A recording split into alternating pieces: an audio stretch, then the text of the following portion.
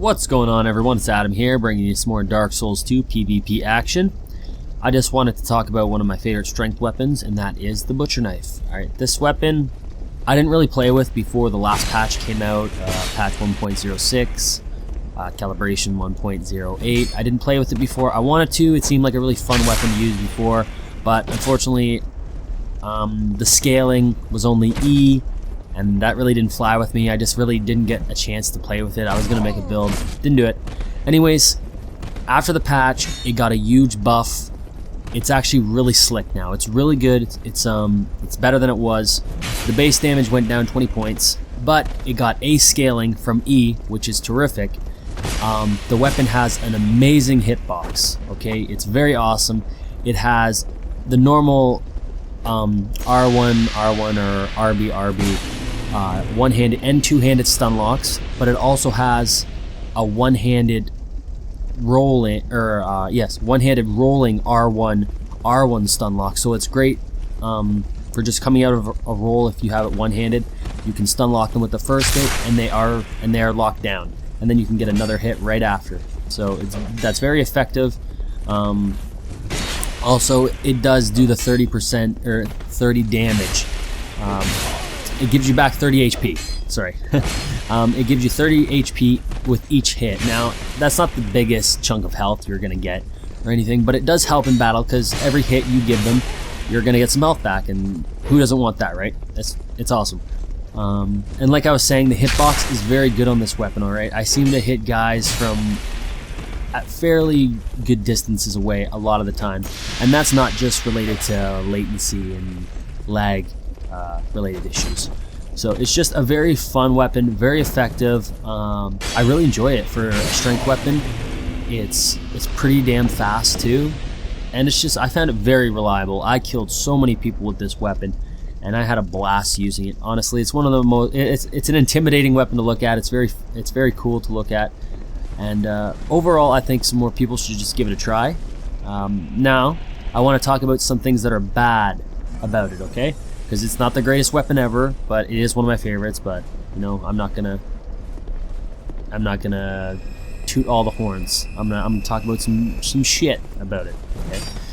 So the worst thing I can think of about it is that the counter hit is only 100. Okay, so when you hit the opponent at the same time he hits you, or just a little bit before or a little bit after, as you guys go to hit each other, it doesn't have any bonus damage. Normally weapons will have like a 130 counter, maybe a 110, something. Certain katanas and stuff, they have 150. The great lances have like the lances have 160. No, I don't think all of them, but the great lance and stuff has 160 counter. This has nothing. So I was curious for a while. I'm like, man, I'm trading up with these guys, but I'm just not doing heavy damage to them. Like, this weapon is a strength-based weapon. It should be doing some awesome damage. When me and this gentleman trade off, I should be doing the more damage, but it just does normal damage. It does the normal attack damage.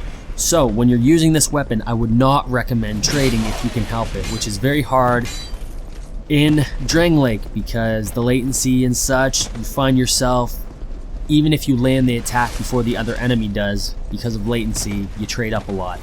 So there are a few ways around this. You can try stuff like stone rings. I didn't really use the stone ring for it, but you could. That's a great option.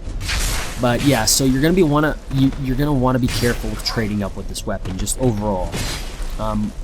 What else? Again, it is a strength weapon, so it's not the fastest, but it's not the slowest either. This weapon I find to be very good one-handed or two-handed.